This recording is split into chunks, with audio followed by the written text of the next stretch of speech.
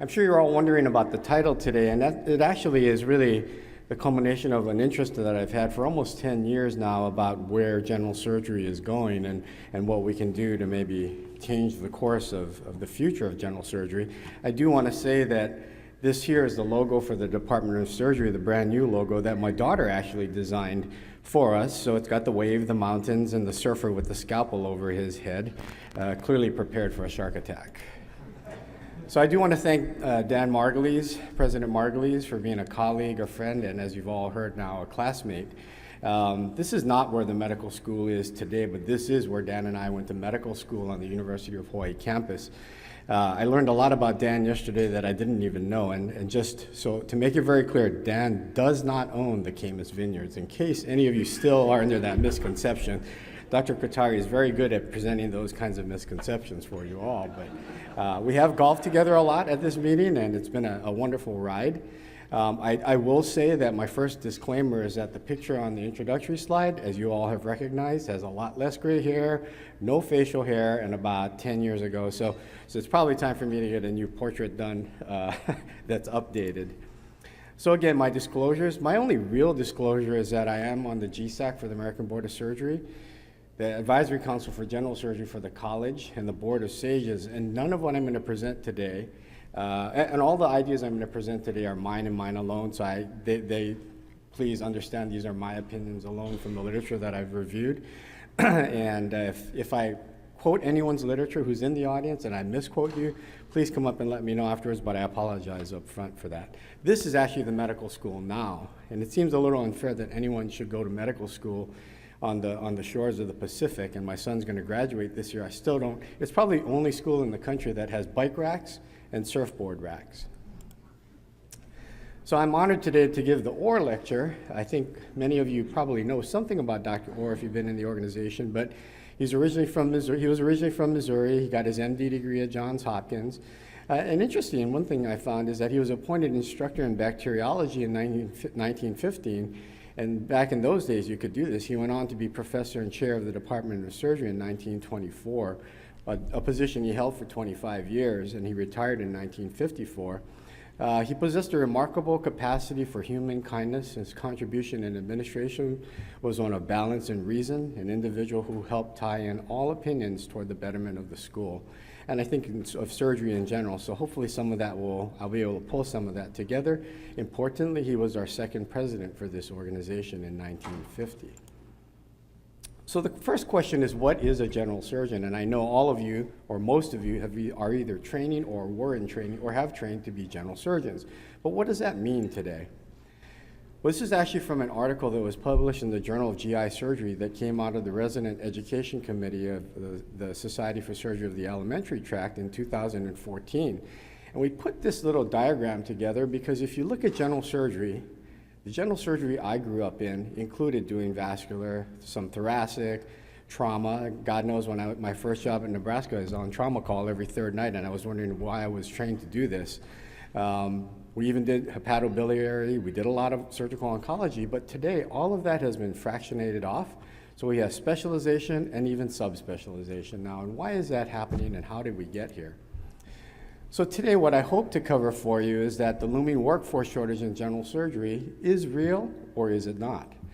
How and why is it happening, and what can we do about it? So this is actually a picture from a TV series that no longer is on the air called The Nick, and I think it's either on Showtime or HBO, but it is really a remarkable series, and if you have the chance to see it, probably the most amazing episode is when they first discover the use of electrical energy in the OR. And I won't spoil it for you, but I encourage you to find that. It'll make you want to take the Fuse course at Sages. All right, so is the general surgery workforce shortage real? This is not a new idea. Back in 2018, Chris Ellison and his colleagues actually did some work on this. And what they saw is that if you look at, so they said that the average number of general surgeons has to be about 7.6 per 100,000. The average general surgeon will work about 30 years.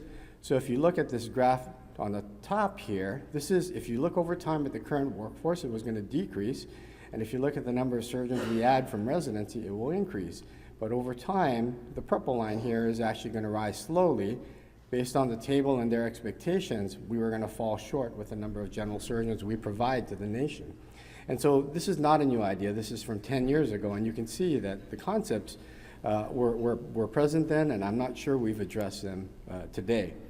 This is actually from a different paper from the SSAT, and what they found again is that you need about 7 surgeons per 100,000 population. We do have a tendency to increase the number of surgeons in urban areas. And interestingly, if you take 7% of the general surgeons who are in rural practice, they actually serve 24% of the population. Now, it depends how you define rural. I live in Hawaii. People who haven't been there think I live in a rural state. And Honolulu is not a rural area, but the rest of the state could be described as that. One thing they did find is there's a disparity between urban and rural areas, and that disparity increased between 1996 and 2005. So you can see here the number of surgeons in urban areas increased, while for rural, small rural, large rural, and isolated, they really didn't change significantly. So we tend to train surgeons, and then they end up in urban areas primarily. So that's part of the problem I think that we face today. So is the general surgery workforce shortage real? This is actually from the AAMC Data Workforce report, and you can see here that between 2010 and 2015, the number of general surgeons in this country who declare themselves general surgeons really decreased by 4%. So in that time period that we're talking about, where we have identified we really are headed towards a shortage, not only did we increase to keep pace, we actually decreased the number of general surgeons. I think you've all seen these many heat maps. This is from the AAMC. And so what you can see here, though, and what I want you to focus on are the ones in yellow here. You can see that there's a decline in number of general surgeons from 2006 to 2011 per population in 1,139 counties. 206 counties lost all their general surgeons, and 938 had none in either year. So there is a maldistribution of surgeons, general surgeons in this country, and the issue is, how do we fix that problem? I think it's unfair to expect all of those people in central Nebraska to come to Omaha for their care on a routine basis. It's difficult for people in rural areas to come to urban areas for their care.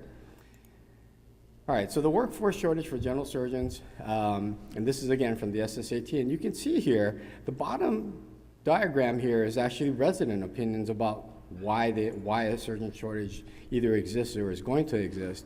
They said decrease in insurance reimbursement, these are residents, increase in practice expenses, lifestyle burnout, or lifestyle barriers and surgeon burnout.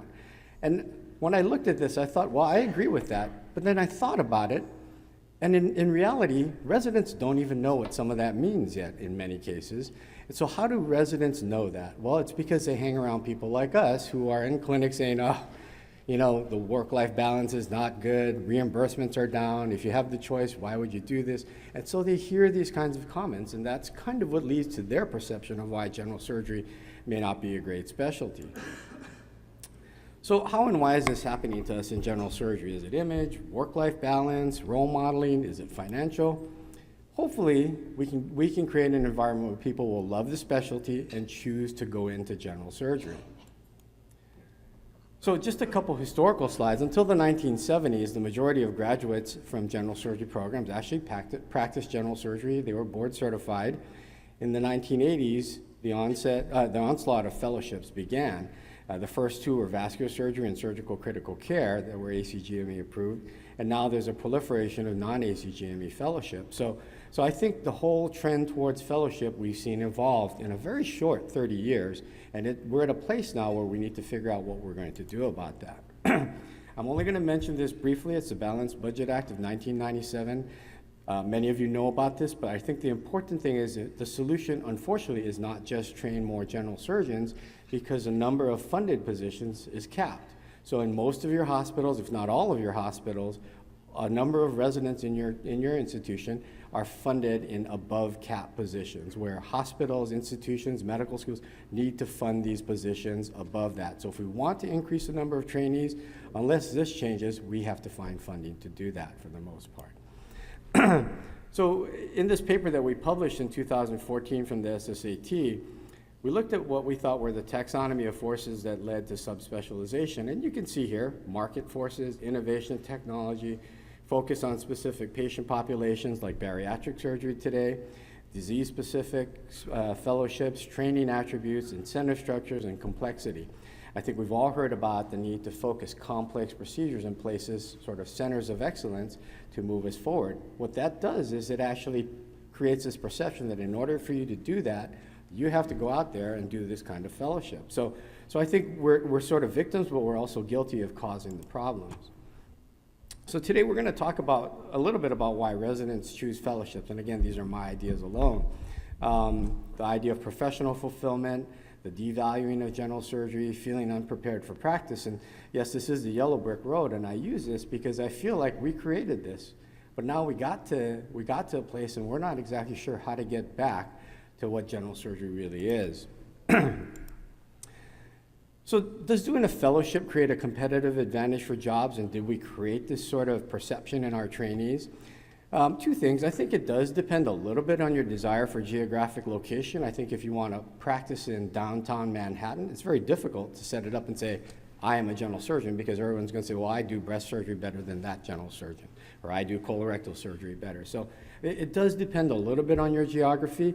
I think it also depends a little bit on the practice model you're interested. If you want to be in a university academic department, chairs, people like me, are very good at saying, well, we need to hire a colorectal surgeon to do the advanced complex colorectal things. And so we sort of create this perception amongst our trainees as well. This is actually from 2012 from the Journal of Surgical Education, and it took independent academic medical centers and university academic medical centers, and you could see that the choice of fellowship really wasn't different between the two kinds of institutions, which is a positive and a good thing. Now, if you ask the program directors why chief residents were choosing to do fellowships, these were the ones that chose to do fellowships, these are the ones that chose to stay in general surgery, and I want to highlight a few things for you.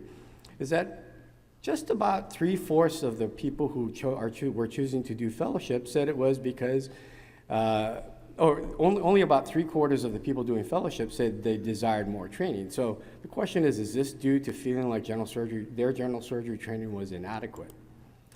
And I highlight here for you that the interest in the specialty, and somehow I just don't think this number can be right, only about 10% of them said it was because they were actually interested in the fellowship training they were going to be doing.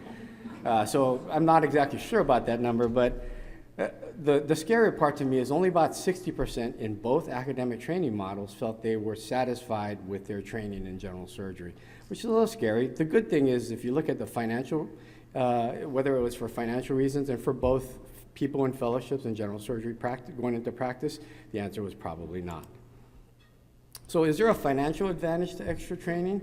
And is the choice to do a fellowship financially driven? This is very controversial in the literature, and if you look at the literature, you can find things to support either side of that argument. And the good news is, for all of you, residents are actually less concerned about the financial future of what they're going to do than we think they might be, or at least it seems that way. So this study from 2010 actually concluded, importantly, and I think not surprisingly, mentors play a key role in specialty choice, and work schedule was a key factor in the selection process of a specialty. And the specialty with the worst work schedule was CT surgery, and unfortunately in the minds of residents, followed by general surgery.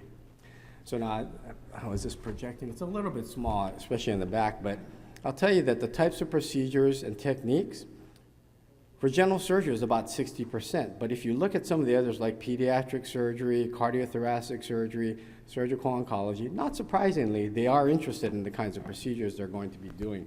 I apologize, the screen up here is a little smaller than my iPad, which is not very big. The ability to balance work and personal life for general surgery, only 50%, cardiothoracic, 23%, plastic surgery, 68%. So some of these other specialties, though, like CT surgery, pediatric surgery, transplant surgery, the ability to balance work and life is actually worse in the minds of the residents than it is for general surgery. Yet at the same time, if you look at exposure to a role model, what was very clear is that if you chose to do one of those specialties, role modeling was very important. CT surgery, pediatric surgery, surgical oncology, transplant surgery was not that much better than general surgery, but for the most part, if you had a good mentor, a good role model, you tended to be interested in that. So now, just to get this off the table about physician compensation, this is actually from the most recent publication out of Medscape about physician compensation, and here we are as general surgeons. 352,000 nationally. The good news is that according to them, at least, general surgery salaries increased by 9%. So at least from the standpoint of financial compensation, it seems that general surgery is improving. The one thing here is that at the bottom here in the red is pediatrics, and my son who's graduating medical school has chosen to go into pediatrics, so I need to show him this slide. All right. So is it all about the money? Well, this is a study from published in 2017, and this looks at a number of different specialties. You might not be able to read them. This is cardiothoracic surgery, I can't even read that, pediatric surgery, vascular surgery, transplant surgery, and this is all relative to general surgery. So it is true that if you do a fellowship in some of these, you stand the opportunity to make significantly more money over the course of a career. The ones below here were surgical oncology and breast surgery, so for those of you in the audience, I apologize, but that's what the study showed based on MGMA reporting of annual salaries. They did say that if you chose to do research, it was actually going to decrease your ability to make a reasonable living over the lifetime of your career, which I thought was a little bit disappointing to see that published. So the devaluing of general surgery, and I'm not going to go into this in great detail, but just to show a few things here. I think you all know that ACOs are coming, whether we believe in them or not, whether we think they're right or not. And if this is from the Journal of General Internal Medicine, they said that better population health and decreased costs is going to be achieved by empowering primary care physicians who will be the quarterbacks for preventive care and care coordination and will serve as the main source for attribution for patients to an ACO. So if you don't know what attribution means, you need to find out what that means, because that basically means that the primary care docs are going to have a certain number of patient lives, their patients attributed to their practice. They're going to get an amount of money, and the more they refer out to specialists, in very simplistic terms, the less of a good investment they will be for the ACO. So there is a trend towards not sending people to specialists if we're not careful. So I think you all know that the government did attempt to limit the number of trainees interested in specialties. There was a de-emphasis in surgery clerkships in medical school. I know we're not supposed to say this, but when I was a medical student, we did 12 weeks of surgery. Today, our students at our school do 6 weeks, one of which is a specialty week. So it's very difficult if mentoring and role modeling is important to be able to do that adequately for our students. And then the incentives, there have been incentives created to pursue primary care specialties. In some places, students were able to start their residency 4 to 6 months earlier, with the idea that they would graduate early and start their training 6 months earlier and be able to incur less debt over time. In 2001, and now this is a little bit old, but the question was asked by Dr. Kofer and his colleagues, is the quality of surgical residency applicants deteriorating based on the fact that more people were being driven to primary care? The good news is that the program directors at that time felt that the quality of the applicants and residents in surgery were not declining. They did have the impression that medical schools were pressuring medical students to enter primary care. A recent example I have is at our own medical school, which is heavily focused on primary care. One of my colleagues was at a dinner trying to encourage students to go into surgery, and the dean of the medical school said, remember, we are focused on generating primary care physicians for the state of Hawaii. And so that tells you about how the perception and the direction is for medical students in many places. So this is actually a slide that looks at the ratio of specialists to primary care physicians over 20 years from 1991 to 2010. And you can see that with all the initiatives that were put in place to try and generate more interest in primary care, the graph didn't change much at all. Now, if you look at this from what's projected by state in 2025, unfortunately, this darker blue color here projects that states will have somewhere between 10 and 50% deficit in the number of primary care physicians that are necessary. And so we're not doing a good job if that's what our goal is, to generate more primary care physicians. So the last broad area I'm going to cover, and the important one I think, is that are residents choosing to do fellowships because they feel unprepared for practice? I don't think we can talk about this without talking about the 80-hour work week very briefly. You're all well aware of it, so I'm not going to go into it in great detail. But just know that a lot of what we talk about often at the departmental level, at the surgeon to surgeon level, surgeon to resident level, ends up talking about how the 80-hour work week has changed the training paradigm, and it's made it more difficult to adequately train people to go out and practice as general surgeons. So this paper actually from the Brown School of Medicine, Bill Chiaffi, was published in JAMA Surgery in 2013, and it had to do with the resident perceptions of those 80-hour, or of the changes in duty hour restrictions.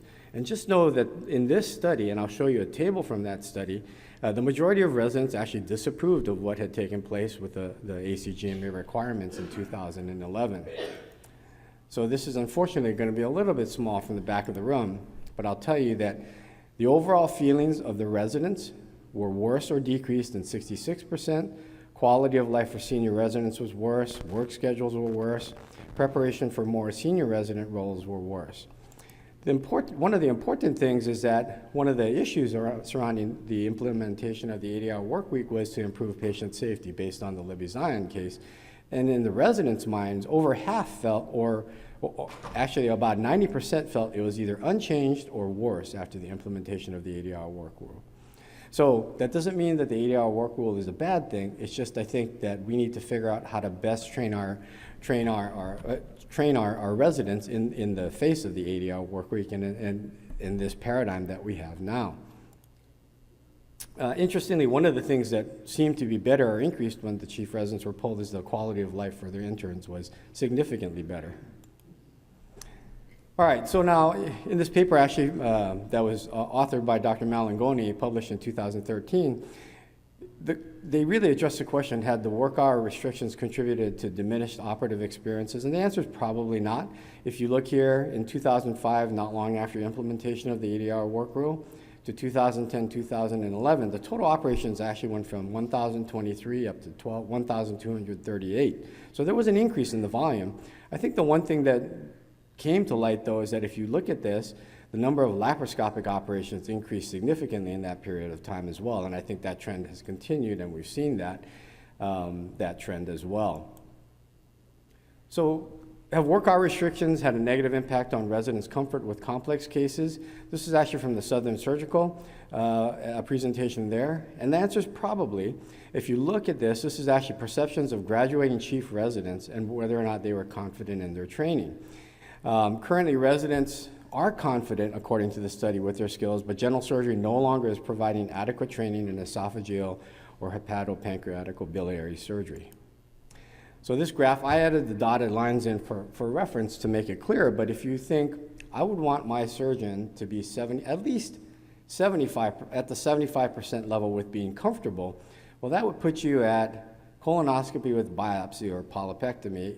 You wouldn't be comfortable enough with laparoscopic colectomy, low anterior resection, thyroidectomy, because all of those, the red bar, fall below the 75% comfort level, 75% line for comfort. If you look at 50%, so that's only half of the people, now we're talking about only advanced cases, which open common duct exploration is in that category now. Pancreatical duodenectomy, right hepatic lobectomy, and esophagectomy. And if you look at these more complex 3 or 4 operations here, residents were actually not very comfortable, and most of them were not comfortable at all with those procedures when they were done with their training. So have the work hour restrictions had a negative impact on complex cases? And again, this is a study from Canada, but the answer is probably. In Canada, they were looking at, could they send their trainees out into practice? Because in Canada, they're looking to put surgeons out in the community. And based on the Canadian trained residents at the time, about half or so were going into fellowship and 20% were going into rural practice. There's a lot of data in this paper, but the important thing to note is that for things like laparoscopic adrenalectomy, they weren't very comfortable. Laparoscopic common duct exploration, that was the first paper of the session that I discussed yesterday. And if you look at this, less than 10% of the trainees were actually comfortable in that. So if you're in a rural area, there's no ERCP, there's no MRCP, and now you have a common duct stone, you're not going to be comfortable doing it laparoscopically, so your patient's likely going to have an open one. Not surprisingly, some of these more complex operations, the residents were not comfortable with at the completion of their training. So we talk about technology a lot and the advent of minimally invasive techniques, and I think we've all lived through that evolution or revolution in the last 20 to 30 years. And has that actually had a negative impact on the case mix of graduating residents? And I would say the answer is probably. This is actually from the University of North Dakota and Dr. Stika's group. And they found that open abdominal procedures had declined significantly over the prior 12 years. And if you look here, the light gray bars are actually the cases done minimally invasively. So this is colectomy, a dramatic increase in the number of colectomies done laparoscopically. Appendectomy, I would argue, since this paper has been published, that's even changed more now. Inguinal and inguinal hernias, gastrostomy. If you look in graphic form, it was a while ago now where laparoscopic appendectomy actually surpassed the open approach. There is a gap in the data here for cholecystectomy, and but suffice it to say that I think today, if you don't know how to do a lap chole, you probably won't get many gallbladder surgery referrals. All right, so now have fellowships had a negative impact on resident operative experience? I would say probably not. Our own Dr. Kotari, sitting in the front row here from the Gunderson Clinic, did a study, and what they found is that residents did not experience a reduction in total number of basic and non-bariatric advanced lap cases in their institution. Same thing came out of the University of Virginia, Bruce Shermer's group. But if you look in the middle here, and this one's particularly sobering for me because I actually started this fellowship in 2001, and they actually terminated it because what they felt was that it was having a significant impact on the resident case volume at Northwestern. So that fellowship no longer exists. So it's hard to know whether it affects it or not. It has to do, I think, with the model you set up and how you distribute cases and how you set up the services where the fellows are going to actually be working with the residents or doing cases. So in this paper from the SSAT published in the Journal of GI Surgery, they looked at the reasons that residents chose not to practice general surgery. Number one was the demanding call schedule. Number two, comparatively poor reimbursements. Number three, broad and irregular skill set required, basically having to do a lot of different kinds of things. And then the last one was poor image of the specialty. This is actually a more recent study published in the Annals of Surgery in 2015, and Mary Klingensmith, who is currently chair of the Board of Surgery, was actually the lead author on it. And the title was Factors Influencing the Decision of Surgery Residency Graduates to Pursue General Surgery Practice versus Fellowship. They surveyed U.S. allopathic general surgery graduates completing their residency. 25% were pursuing general surgery, and that's held true to this day. About 80%, or 75 to 80% of our graduates choose to do fellowships. The ability to operate independently, sort of an indication of confidence. People going into general surgery, 94% they were confident in their abilities. People going into subspecialties, 90% said they were confident in their abilities.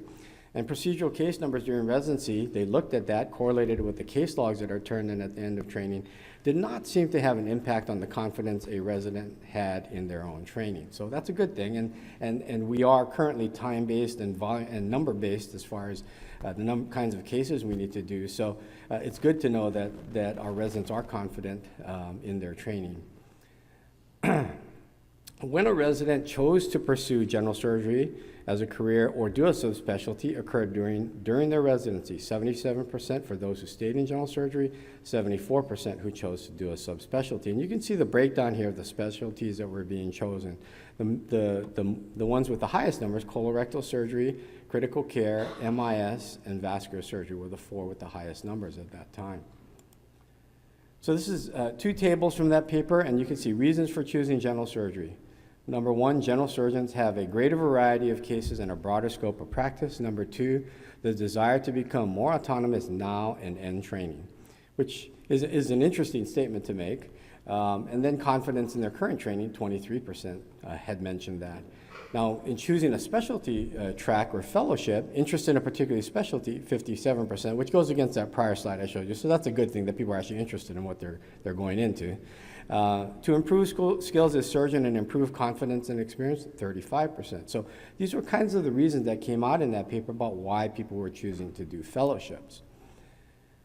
So to address the issue of loss of autonomy in training, I think, as I tell my own residents, I happen to be the program director as well, is that autonomy means different things to different people, but for a lot of them, it's are they actually getting to operate and do cases or not? That's really what it means to your trainees for the most part.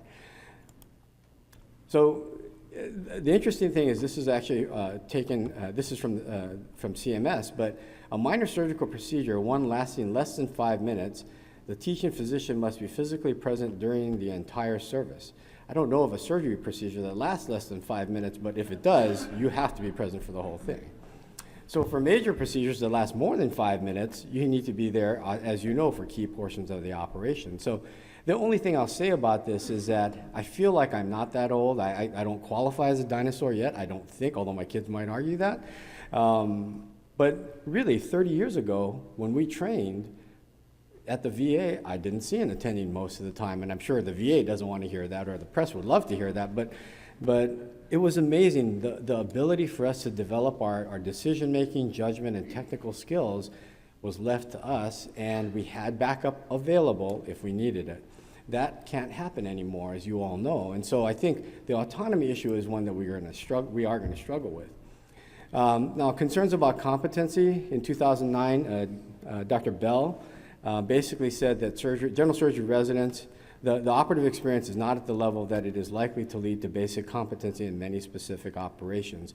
And this actually was based on the whole Anders Ericsson 10,000 hours of practice concept, but he did feel that in the current paradigm, we don't have enough time to train people to reach levels of competency in many of the complex operations that we do.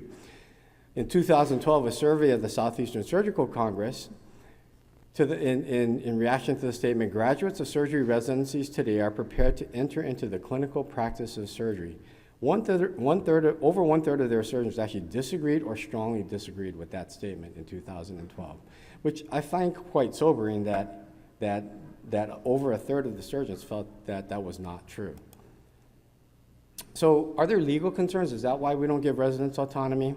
I suppose for some that might be an issue, but I think for the most part, that might be an excuse rather than a real reason for why people are losing. We've lost the autonomy battle in surgery for our trainees. Compensation issues, are we more RVU driven? Are there decreased reimbursements? Is time equal to money more than ever? Hard to argue that, but I think in reality, I think for those of us who are seasoned educators, we find ways to teach in spite of what that might mean. So where do we go and what can we do about it? And I'm going to wrap up with a few more slides here, but can we modify our training paradigm? So I went through the literature. I tried to pick out some things that I thought might be of interest to all of you. I'm not saying that any of these is necessarily the right thing to do, but I find them interesting. And the bottom one here, Fix the Five, I think probably many of you know that for a while we talked about training, how we train general surgery residents. And I'll show you a slide at the end, but suffice it to say that I think that's sort of a little bit less high on the radar than it used to be at one point. The first one, the acute care surgery paradigm, is of particular interest to me. This is actually taken from the AAST website, and if you look, they started to realize, and it was because they were hearing complaints that they weren't providing enough emergency room care. Availability for emergency general surgery cases, and they went ahead and developed a curriculum. And so if you look at their curriculum, this was published in 2014 and is on the website, it kind of, for me as someone who trained when we did more things in our residency, it looks a little bit like what I did as a chief resident and a fourth-year resident. So is it the right model? I can't tell you the answer to that. But I do know that they're looking how to train people to do the breadth of general surgery that rolls through an emergency room. And I'm sure in many of your hospitals, if you're in an urban area or a university teaching hospital, most of the general surgery calls are being emergency general surgery calls are being taken by the acute care surgery service, or at least in many places it is. In ours, you can't take general surgery call unless you're part of the acute care surgery service, for the most part. This is an article published by Dr. Ballou and her colleagues, published in 2017. And they said that acute care surgery fellowship graduates' practice patterns, the additional training is an asset. And I would agree, and based on the article, that most of the people, or the paper does demonstrate that the people who are doing these fellowships are doing that kind of surgery that they've been trained to do, whether it's critical care, trauma, emergency general surgery, or all of the above. The one thing that I'll highlight here for you, and I would ask Dr. Ballou and her colleagues about, is that the majority of the people they're training are still practicing in university-affiliated hospitals or level 1 designated centers in urban areas. And the goal, I think we have to figure out, is how do we get some of these people to go to more rural or less urban areas, because that's where the maldistribution is greatest in our country. So this was it was presented at the Academic Surgery Congress in 2016 and published in 2017. And this was from the University of Chicago, and I found it particularly interesting because they set up a resident acute care surgery consult service. So the service included an attending surgeon, a PGY 4 or 5, so a senior or chief, a PGY 2, 2 physician's assistants, and they rotated monthly. It was covered at night by a night flow team, and the senior resident served as the patient's primary surgeon and physician in the OR and for all perioperative care with attending supervision. So the OR cases that were appropriate counted as TA cases for the senior resident taking the junior residents through the case. And so I won't go through the graph, but basically what they concluded is that it improved resident education, it increased the number of TA, teaching assistant cases, improved satisfaction with case variety, improved autonomy, and resulted in more efficient consultation. All benefits, I think, to the training program and to the institution. The limitations, only 1 year of data. They just implemented the year prior. And at the time, the University of Chicago was not a level 1 trauma center. They are now, so it'll be interesting to see, is there any difference in their data now that they are a level 1 trauma center? So something you all are hearing about, if you haven't, you will be hearing about it, has to do with entrustable professional activities. And my disclaimer is I am not an expert on this. I'm a general surgeon. I'm not an expert in this. And it really starts to address the question of time-based training versus competency-based training. And the question of when we get people to a level where we can say that they are competent to do procedures. And you can see Oli Tenkati is sort of the expert on this. He developed the concept, I believe, back around 2005, and it's been presented in a lot of places. Our own medical school is beginning to look at entrustable professional activities as a way to educate students moving forward. The interesting thing is, and this was a separate publication, but if you look, the EPA 5 levels of observation. 1, observation but no execution by the trainee, even with direct supervision. So basically, C1. 2, execution with direct proactive supervision. 3, execution with reactive supervision on request and quickly available, do 1. Supervision at a distance and or post hoc, and then finally supervision provided by the trainee to more junior colleagues, teach 1. So in some respects, it's really, we still believe in the C1, do 1, teach 1. We're just formalizing that process, it seems, with this, which is a good thing. But I'm curious to see how the EPAs move forward. The American Board of Surgery is very interested in pushing these initiatives forward. The colleges, many medical schools and training programs are beginning to do this. So as I said, I'm not an expert on this, but I do think it's something we need to definitely focus on and learn about, because they're going to be a part of our training moving forward, I suspect. So I mentioned the fixed to 5 and that I wouldn't speak about it much, but just know for a while we talked about 4 + 1 + 1 or 4 + 2. We talked about early tracking in general surgery and to get people out into practice so they will stay in general surgery. Regardless of what the fix is, if it ever comes, I think we don't know what that final paradigm is going to look like yet. And for now, I think the idea is to focus on the EPAs, focusing on how we get our residents to a competency model as much as is feasible and possible for most of our training programs. It is important to understand that just because, and I heard a great talk by Dimitri Stefanidis last week when he was our visiting professor, that if you take 10 people, getting them to the level we think competency is achieved will vary for all 10 people. The problem is, how do you get everybody to where we think they're competent to do it?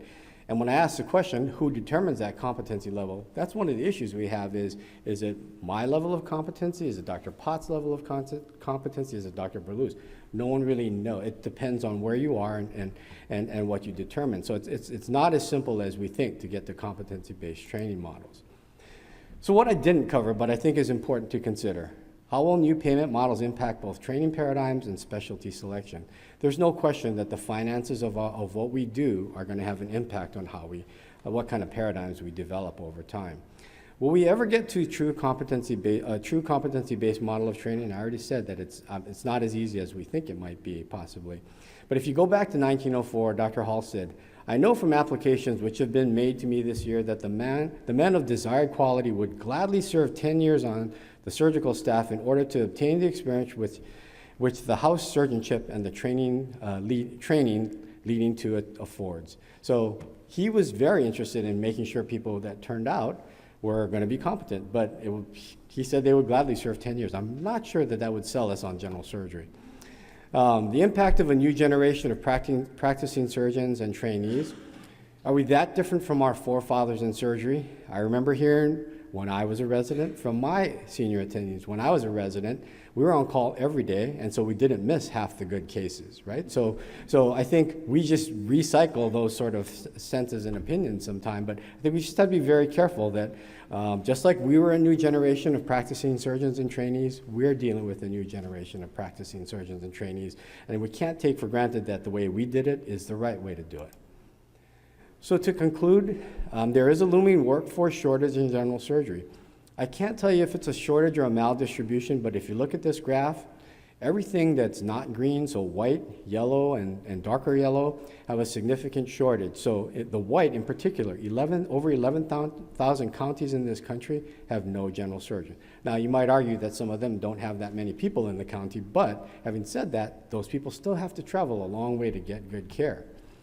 How and why is it happening? I think it is multifactorial. For practicing surgeons, it's decreasing reimbursement, subspecialization, and lifestyle. For residents, the same study showed very similar findings. They also factored in financial because of the looming debt that many of our students face and and they carry with them to residency. But I will remind you that some of these things our residents don't have first-hand experience. They hear us complain about these things, so we ought to be careful as their mentors and leaders in American surgery that we don't portray the image that surgery is not a great profession. So what can we do about it? I think and it sounds cliche, but we need to continue to attract the best and brightest. We need to improve the image of general surgery. We need to stop devaluing our specialty, and we need to advocate for that. So it is important for us to promote the importance of general surgery as a specialty. We need to provide that mentorship and be positive role models. It's incredible how students, having lived through this with my son recently, choose their specialty based on who they work with. So unfortunately, my son had a bad experience on his surgery rotation in my own medical school. And he chose to go into pediatrics. So that's not the only reason, but so positive role models are very important. I think we need to accept that the 80-hour work week is here to stay, and it may actually change over time. We don't know that yet. But whatever it is, we have to figure out how to train our residents in a way that's going to make them good, competent surgeons when they leave our programs. We can't keep changing how we do it if the time changes a little bit. And then I think we need to be creative in our approach to the training paradigm. And finally, I think you need to answer the question, what does it mean to say, I am a general surgeon? And for me, that still means I'm proud of the training I got. I feel like I can do the surgery I was trained to do. Now my practice is focused to minimally invasive surgery, primarily hernias, foregut surgery, and gallbladders. But having said that, I still know what it means to be a general surgeon. And I'm still proud of that fact that I got all of that training. So I think we need to continue to portray that image as we move forward. So again, I'd like to thank all of you for coming on and listening to this. These are just my ideas, but I want to thank Dr. Margulies for asking me to give the Orr Lecture. Thank you all very much.